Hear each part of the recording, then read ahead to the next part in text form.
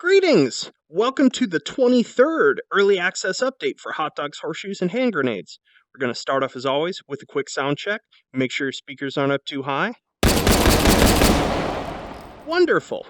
So what have we got for you this week? Well, we've got a whole bunch of small new toys and a whole bunch of large ones. So let's start small and work our way up. First off, you'll notice my favorite 1911 here. I was sifting through my assets and I was like, oh goodness, I have 2 extra texture sets for this delightful model. So added in this week, just as a minor thing, a Bling-tastic 1911 here that's gold plated. And more, I guess this was named a more modern one. I don't really know if it looks much more modern than that, but if you want that sort of drab olive, you've got that there. So the main thing that I spent this week working on was some enhancements and additions for handguns. We have a it's still prototype, still working out the kinks, and RIS rail adapter for handguns. Basically, any one of the handguns that has a sort of lower mount, and the 1911 just because, you can now affix this. It is a little futzy because of how tight a fit it is around the handgun. So I'm going to attach this to the Glock. I definitely recommend looking directly down the barrel of the gun as you're affixing it, as it can be a little difficult to do from the side. So I'm going to get this in here. You feel it snap, and then we can now release it wherever. And we now have a top and bottom rail mount to work with to be able to kit out our Tacticool handguns a good deal more. So let's go ahead and load this up. I've got a selection of them here. I can put an aim point. Looks sort of ridiculous on it for how large it is. Let's zero that at what we're at, 10 meters. 10 meters. We can, while we're at it, let's pop on a suppressor. That'll look cool. Can throw on a tactical flashlight here. Beautiful. And because these don't really block each other that much, I can even get the laser onto there. Got some nice turn on and off sounds for the laser and the flashlight, thanks to Krieger Jacob off of Twitter. There we go. We got the light and the flashlight. Awesome. Now that's way more tactical there. Let's take this. Try it out. Where's our... Oh! Helps to do that first. Awesome. So you now no longer have to use two-handed weapons for maximum tactical action. You'll also notice that I actually added a double length rail mount, and this not even for practical reasons other than, a scope looks less goofy on it, but just because when adding this I realized that sort of popping this on instantaneously made pretty much any handgun look way more sci-fi cool. So totally had to do that. You can, in fact, try to daisy chain these together. I did not stop you from doing it. I will recommend against it, except in situations where you just want to play with them, because it gets really performance expensive from a physics standpoint really fast. But for just messing around, it's super fun. Oh, can't fit that suppressor in there. Yeah. There we go.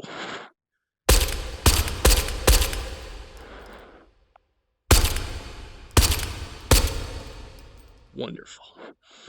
And then lastly, on the attachment fronts, just because I could, I have given you all, ta-da, the tactical knife. So that you can, in fact, for whatever reason, decide to pop a laser pointer. Come on, there we go. Beautiful. This can be grabbed at any point, by the way.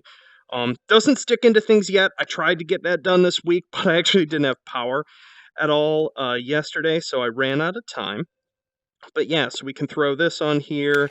We can even put ourselves a tactical red dot optic for our knife.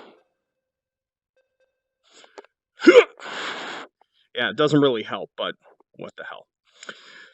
So, done with the goofy stuff, what next? Well, we have behind us, getting all this out of the way, we have some beautiful donated models from Niklas, who he actually sent me a Mauser 98K that I still have not gotten to, as I'm holding off on the World War II weapons to do them as a set later. But he gave me this absolutely gorgeous and a delight to implement G36C and standard G36 rifle. So let's do the C first. Grab ourselves a mag, insert that in. Now, the bolt handle on the G36 is a little different. Some love it and some hate it from everything I've read, which is that it's ambidextrous, and so when you grab it here, it will turn towards whatever hand side your hand is on the rifle, and that's how we charge it. Let's rock that over to full auto, take some shots.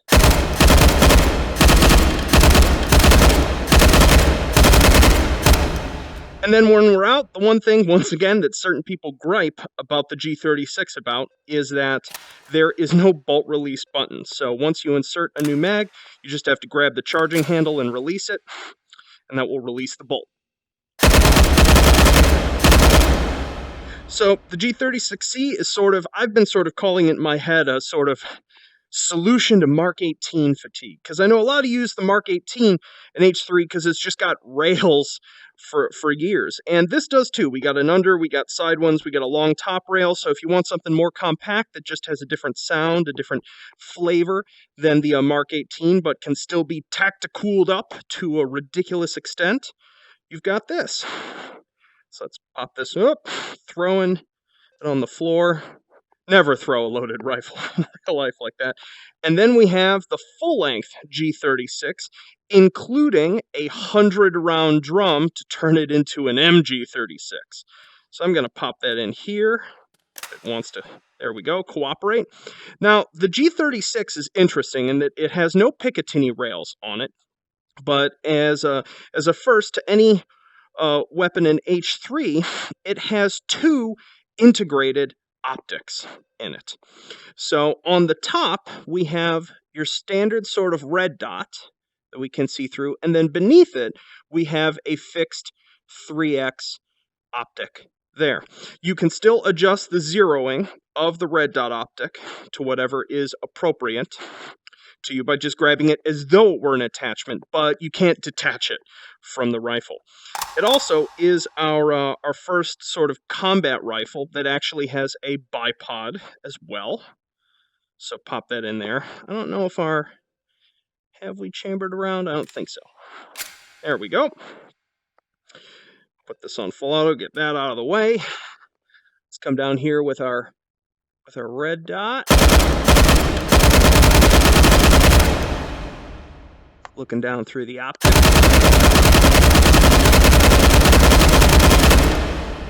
Wonderful. So yeah, I mean, this is, in a way, it sort of technically makes it the first machine gun in H3. Obviously, it's not a box and belt fed one, but if you're looking for the equivalent of a, light support weapon to turn back the tides of the advancing clay pot armies, here you go. So yeah, so that's this week's update. There are a couple little sort of other enhancements and bug fixes that I will talk about once I jump out of VR. So enjoy. Yo!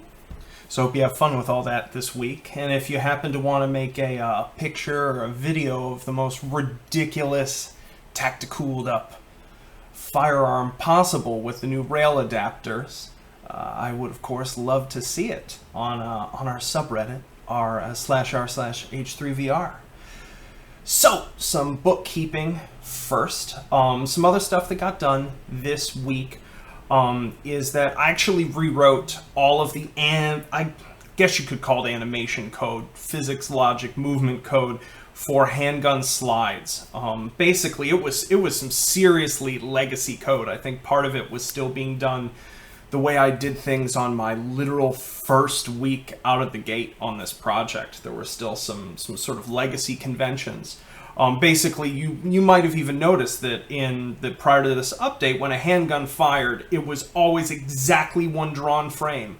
That the slide was all of a sudden at the back. And there were some derpy things about the way I was interpolating that were actually incurring some constant cost all the time, even when the firearm wasn't being held, because of just the way that internal physics colliders and triggers update on the CPU in complex aggregates. And so this is the important part in layman's terms, is that the handguns have way less ambient overhead, and even when they're animating, they have less overhead. They're more frame stable in terms of chambering and firing, and if you look very carefully, especially ones that have really long slide movement, they appear to move more correctly now. Along with that, I basically redid I had to redo and make better the collision geometry on pretty much all the slides to be able to fit the darn rail adapter onto all of them. I never, when I did the colliders on that, I never thought about having to sort of wrap a cylindrical sort of box around them without it sort of fighting me. So that all is cleaned up. I tuned the bipod filtering. So if you enjoy the M107A1 and have been firing it for a while and thought the dead zone was a little too extreme, I have tuned that. I don't think it's lost any of the stability at all, but it's way more responsive now to smaller movements that go beyond sort of ambient holding it. So that should work way better. Yeah, I fixed a couple things, like the options panel had the wrong color on it after I added the thing thrower, and a couple other futsy bits. So that's all taken care of. A reminder in terms of updates and such that there will not be an update next week. I'm still going to do a devlog, but I'm moving, as I said last week, onto it. There's going to be an update every other week so that I can get more back-end work done. The back-end work that I'm going to be doing this coming week relates to two things. One, a long requested, can we please have some impact effects, please? So that's finally going to be dealt with. I've been collating some resources and building a pooling system, so that's really efficient. So in the next update, there will finally be impact effects that I will grow as a system over time so that they're actually material dependent. So when you shoot wood, you'll get some wood chips and a certain amount of sort of dust. When you shoot metal, you'll get little sparks, that kind of thing. It'll be a little bit on the cinematic edge, just so that it's more legible at distance, but by and large, I'm still going to keep it very, mostly realist, understated, that sort of thing, but I want to make it as reactive as possible. And for rounds that are actually exiting an object as well, I want to actually have a sort of exit effect as well. So yeah, and then the second thing is I'm working on some scene serialization stuff for the mode that the sort of breaching prototype will grow out of. So it's painful work. It's serialization and then stringifying things and writing all the infrastructure to take it up and down so that certain things can be saved. As I really want to get moving on having a mode within the game that you guys can contribute to and sort of can either play pre-made scenarios or templates, or if you want to make yourself a clubhouse with it, or if you want to make yourself, drills for doing sort of specific things in certain time patterns, that it should be a design and a mode that can encompass all of that, as well as sort of future ideas. So I'm laying the first and most important groundwork of it, which is being able to save and load things. So yeah. So that is going to be my next 2 weeks, basically. It will be grindy work, but it's necessary. So with all of that out of the way, I wanted to do something a little different at the end, to close out this devlog, given the events that have been taking place last night and today in the VR community. So if you are, I'm going to just give you fair warning, if you're just here for H3 and I'm out, this is your moment to just close the browser tab if you don't want to hear Anton talk about some politics. But it's important to me, and so yeah. So just making sure I have my notes to myself up here. So So, if you haven't heard what's been going on, last night the Daily Beast posted an article about how the founder of Oculus, Palmer Luckey, has apparently been in his spare time ringleading, possibly funding a pro-Trump shit posters brigade on Reddit. And now while that's kind of funny because it's ridiculous, but it's also not funny. I haven't really talked politics in these devlogs, but any of you, who've followed me closely on Reddit know that the issues surrounding the politics of media that I make and consume matter really deeply to me. And it's the sort of thing that I always endeavor to speak about patiently, carefully, and at sufficient length to ensure the clarity of what I'm saying. As we all know, H3 is it's a goofball thing. It's about as non-violent as a gun game can get, that is so centrally about guns and everything that surrounds them, from gun control, gun safety, police gun violence, and war, are all viciously fought over hot point political issues. It's been a goal of mine throughout this whole process of working on this game and engaging with the community and trying to grow a community, that, recognizing that there's a firearms enthusiast, crowd in the game. It's an international audience, that there's going to be users in the community that are of very, very different political dispositions. And that wherever possible, I've always endeavored to create an inclusive, enjoyable, call it a place in the center, for us all to enjoy something that we have a passion for and that we really enjoy. And so it's with great trepidation, while trying not to upset what may be an uneasy balance for some of you. I'd like to convey how I feel about the events of the past day and how it affects our plans as a studio, how it does and doesn't affect H3, and a little bit of some personal info on why. So, to preface this, I want to make it incredibly clear that there is a difference between the entity that is Oculus, which is, fundamentally defined by a set of products, their marketing, how they do business, how they interface with customers and developers, who the board, CEO and founder are, and what they do and what they say, and all the other, all the employees of Oculus, talented folk who are working on a product and a medium that they believe in, and I want to make sure that anything critical I say here is not read as an indictment of that latter group. I'm sure all of them are having a rough day today, and I feel for them deeply. So with that said, I've been,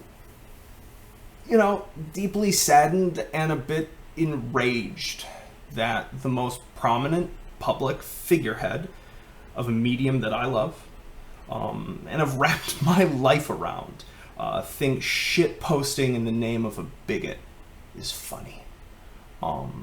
That the same person who espouses the power of VR as an empathy machine appears to have so little of it himself. Palmer's not just some stupid kid doing things for the lulz. His net worth is hundreds of millions of dollars. He exerts influence over the future of our technology and media landscape. And I think we should hold him to a higher standard because of that. When you choose to signal boost, organize, support, fund, whatever, a message that is about xenophobic hate, as Trump's platform, family, and a fair amount of his supporters do, I want nothing to do with that. One of the dignities of being an indie game developer, business person, media maker is that you can live your politics however you see fit. As far as my personal politics, as it relates to this election and this particularly unfortunate issue today. This vlog isn't the place or the format for me to be able to speak about things in any way approaching to a totality. So, I've been disappointed in general, with the election, with this period, with the various political and media institutional failures that we're all witnessing. But to keep things as constrained as possible, I'll speak to one issue with a personal anecdote. Hopefully give you an idea about why I feel the way I do here. Many of you know my full name is Anton Hand.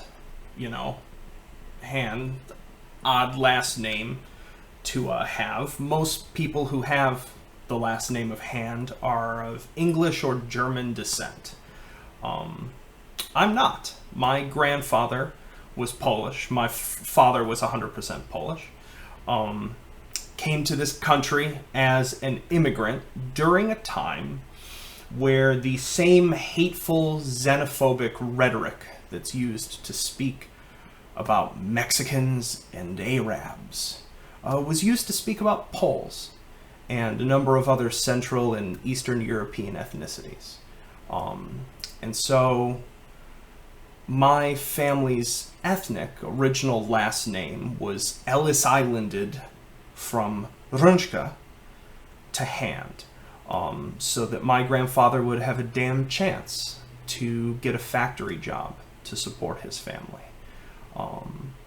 One that incidentally worked him into a fairly early grave, that lazy Polak, to use the parlance of the time, such that he was gone long before I was even born.